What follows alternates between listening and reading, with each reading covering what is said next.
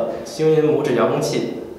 首先，我们看到它的遥控器的盒子摆在这里。接下来，我们打开它，给大家一一介绍它的使用功能。接下来，我们打开星云拇指遥控器的包装箱，看见里边有如下产品：星云拇指遥控器一个，微型 USB 数据线一条，以及星云拇指遥控器说明书一本。接下来，我们给大家讲解一下如何给星云拇指遥控器进行充电。首先，星云拇指遥控器采用的标准的微型 USB 出气口，我们只需要把微型 USB 数据线插入下方的接口中。屏幕的右上方会出现正在充电的标志。当我们充满后，可以正常使用3到4个小时，充电过程大概在1个小时左右。接下来给大家讲解一下星云拇指遥控器如何与星云4200进行匹配。首先需要把稳定器进行开机。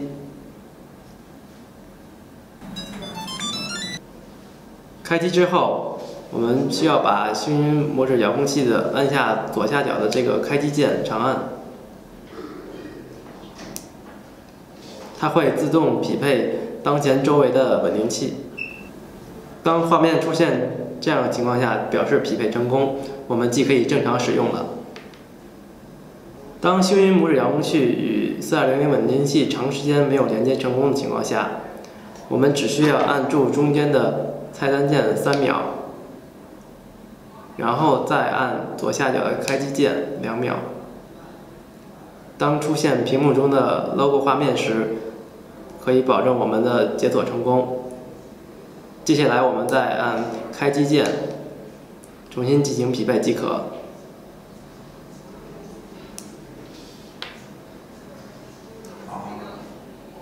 然后呢，我们要讲解的是如何把星云拇指遥控器安装到4200的手柄上。首先，我们把后面的螺丝进行拧松。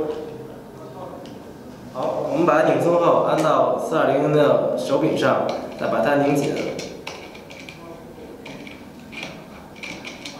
把2个螺丝拧紧后，拧到合适的位置。好，那我们就可以正常使用了。接下来我们给大家介绍一下星云拇指遥控器的每个按键上的功能。为了方便大家观看，我们就不把遥控器安装在手柄上了。我们可以看到最中间比较大的圆形按钮就是遥控器的方向键，可以通过它的控制来实现稳定器的方向的控制。右下方红色圆形按钮是录制键，可以通过红外功能来控制相机摄像的起停。中间的按钮是菜单键和确认键，同时它还可以控制稳定器的模式切换和选择。最右边的按钮是遥控器的电源开关键和返回键，同时它可以来控制稳定器的电机的开关和记忆功能。好，接下来我们来具体讲解一下星云拇指遥控器的功能和使用方法。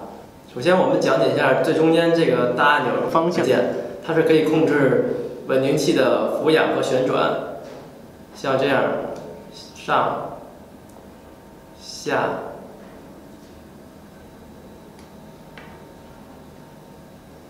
左、右。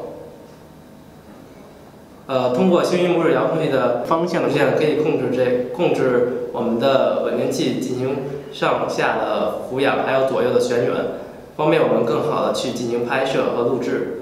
接下来我们给大家介绍一下星云拇指遥控器独特的红外遥控功能。首先，我们需要把相机的红外遥控打开。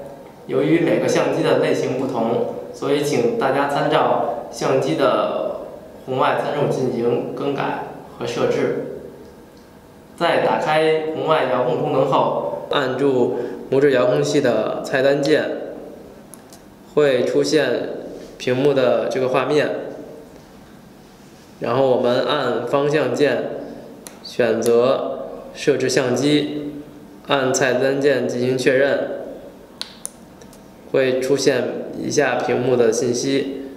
然后我们再通过方向键左右去选择我们匹配的相机，这里我们以佳能相机为例，然后按菜单键确认。这个时候已经和相机的红外进行匹配成功，然后我们按返回键返回。这样就匹配成功了。接下来也是要把拇指遥控器上面按下红色的按钮，这样就可以开始录制了，省去了我们手动去操作的麻烦。当我们完成录制后，也只需要轻轻按一下拇指遥控器上面红色的按钮，这样我们就录制完成了。下面我们要讲解的是幸运拇指遥控器的模式切换功能。首先，4200开机的是默认的是随动模式。随动模式是我们在小范围之内可以保持稳定。当我们超过一定角度的时候，俯仰它就根据我们的角度去变化，包括旋转。好，这是随动模式。当我们需要切换模式的情况下，只需要按到拇指遥控器中间按键2下，1、2。听到滴滴声后，稳定器切换成了半锁定模式。当我们在俯仰的情况下，它是锁定的，而我们在旋转的方向还是会根据我们手的一个频率变化去跟随的。这就是半锁定模式。接下来我们按拇指遥控器中间按键3下，1、2、3。听到滴滴声响后，幸运稳定器切换成了锁定模式。这样，当我们在俯仰、旋转，都是一个锁定状态。这就是幸运稳定器的全锁定模式。接下来我们只需要按中间按键1下，在听到滴滴响后，稳定器就切换成了随动模式。接下来给大家介绍一下幸运拇指遥控器的记忆功能。当我们需要记忆某个位置的时候，只需要按一下幸运拇指遥控器左下的这个电源开关键2下，1、2。这时候我们已经记忆了当前的位置，然后我们通过方向键进行操作。当我们需要返回记忆点的时候，只需要按电源键3下，1、2、3。稳定器就自动恢复到我们当前记忆的位置，方便我们的拍摄。最后呢，我们要给大家讲解的是幸运拇指遥控器的一键暂停功能。首先，当稳定器正在正常工作的时候，我们只需要点击左下角电源键1下，在听到滴的一声，这个时候我们的电机就已经不供电了。方便我们去进行更换相机，还有省电。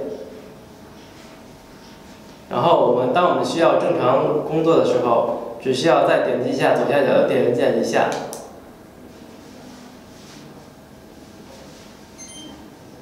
听到滴的一声，稳定器就可以正常工作了。好，以上就是我们拇指遥控器的所有的功能。感谢大家收看本期的幸运讲堂，下期再见。